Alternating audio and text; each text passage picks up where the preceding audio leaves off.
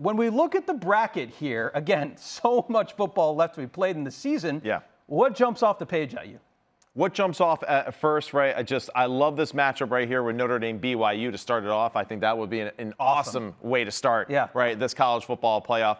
The Virginia Ole Miss, right? Of course, just how the ACC plays out, right? And really, who is that ACC representative? This is almost two teams that are similar in a sense, playing against each other. This would be a phenomenal football game. I would in Lubbock?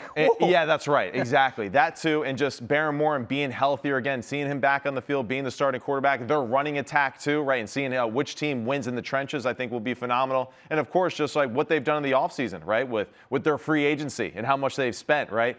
So that's really going to be curious to see kind of how that plays out. I think the top four, they got it right. They crush it.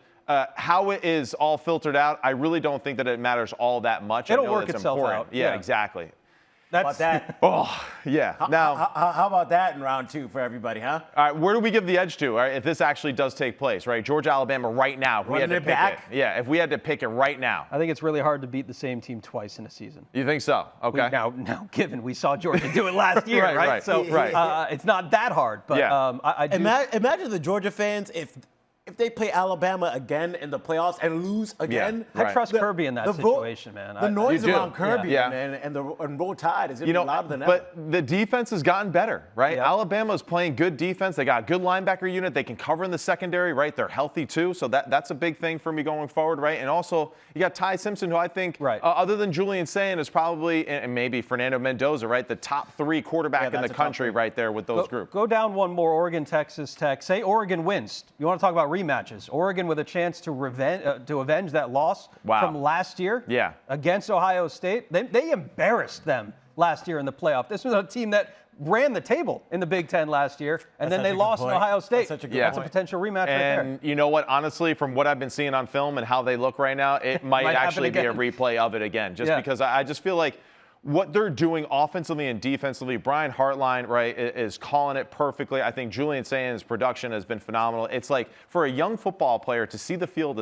as well as he does, right, and then to have the athletic ability to just really just drive it, right, so accurately down the field. I think that's a huge thing for them, and they're getting better at running. They're opening things up more for Julian Sayin. No doubt. Because 80% completion percentage right now. Like, come on. It's like, all right, give him some more. Give him a little bit more. All right, let's give him even more. But I feel like this team, Oregon, right now, with where they are, we know that they have a high ceiling, but we haven't necessarily seen them scratch that surface, right? And if they continue to get better, I think this week is going to be huge. How they play against Iowa, a team where we know they're going to have a great defense. Yeah. It'll be a tough road game. Right. If they come out of that looking like the better, dominant football team, I think we'll look at Oregon differently. And then, all right, let's go on over here. We're going to have another SEC matchup, right? Man. Ole Miss, Texas A&M, Lane Kiffin. Oh, my. You got to love to see that one right there because we got SEC, Big Ten, SEC. Yeah. Now, what I love about this matchup, right, Marcel Reed, right, is playing great football. We had a chance to interview him earlier in the season. He was an awesome, friend of the show. Yeah, friend of the show, no doubt, right? And so we'll be rooting for Marcel, but it's more so about the defense. Torian York, Cassius Howell. Cassius Howell might be one of the best defensive ends in the country. And I think ultimately when we get to this point in the year, that's where I always kind of go towards, like, which defense can affect the passer more. Not sure, but I think that the back end is that good. Absolutely can affect the passer on every single drop back pass. Also one of those teams that can do that as well, right? So pass disruptors to me, as we get later into the year, are very important. Texas A&M, Ohio State have a great advantage in that like field. that move, Skubie. I think Notre Dame's maybe a top 5 team in the country right now. And the reason why I said SEC, because we know Notre Dame is not in a conference, but we know that this matchup is still electric. Indiana, Notre Dame. Does Notre Dame have what it takes to stop this high-powered offense? They can make it a game. A few weeks ago, I would have said absolutely not. Now I'm kind of getting closer to like, yeah, I really do buy what Chris Ash is doing defensively for Notre Dame. So I really do. But Indiana, the way they run block, right, with Roman Hemby, right, with Kalen Black, the way they run the football, their physicality, the way that they get into 12 and 13 personnel and still are effective at dropping back and passing aggressively to Elijah Surratt, I think is a huge piece to it. And Aiden Fisher is one of the best middle linebackers in all of college football. So this really could be a low-scoring, old-school grudge match, which will be a really good matchup. So here's my takeaway now that we've gone through the first round, through the quarterfinals. All right, like great first round, they got it right, but There's a couple games here where it can end up being blowouts, right?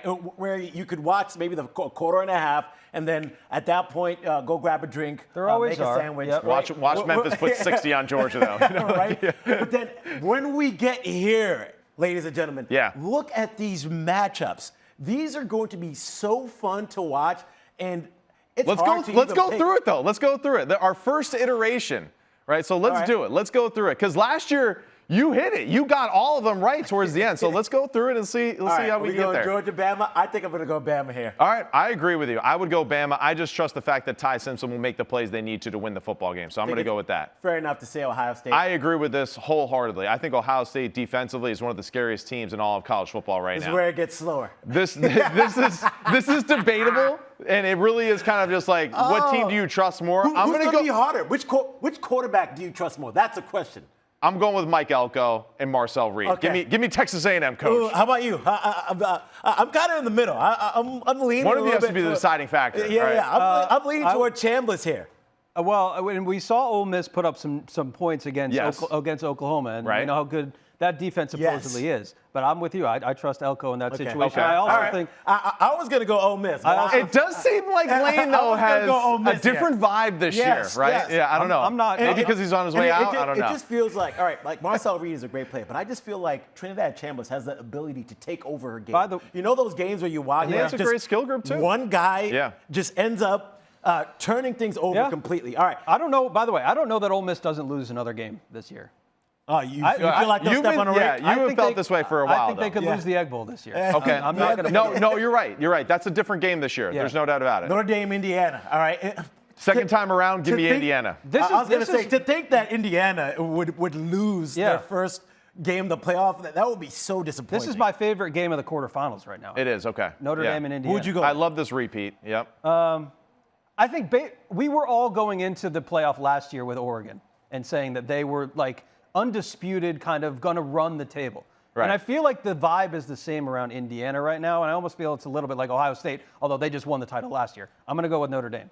Okay. All right. You know what? Are we going to let him do this? I'm going with Notre Dame. For the sake of today's exercise, yes. We'll do Notre Dame. Let's make it interesting. It's a good point. Listen, I mean, you got Drake Bowen, great middle linebacker, right? A phenomenal secondary, too, led by a Don Shula jersey, right? And a really good skill group around C.J. Carr, who's playing really good football, and not only the best 1-2 running back tandem in the country. So right now, Notre Dame makes the Final Four in back-to-back years. How about that rematch? How about that rematch? How about that rematch is right. And it might be the exact same score. Yeah. All right, Texas A&M, Notre Dame, Ohio State, Alabama. Who's winning this game? One of the reasons I did Notre Dame, we went chalk the whole way. We had to have an upset in there because we know one's going to happen. I got you. I like it. Give me Ohio State. Ohio State. I just think Kenyatta Jackson, right? Ava Reese, his ability to rush the passer too. Caden Curry. I mean, like, these dudes can get after it, and I feel like that's the thing. Alabama, too one-dimensional. You want to have a rematch of last year's title game? Hey, it's possible. It's really, I wouldn't be shocked. I wouldn't be shocked. Lord, I don't think it's going to happen. And I do think they're healthier this year than they were last year when they played. They got a better offense, right? Yeah. You going with Texas? You already clicked them. We'll go with what was that? You're buffering there. I thought about it. All right, so Ohio State, Texas A&M in the national championship. These are two dedicated fan bases. It is going to be a loud scene.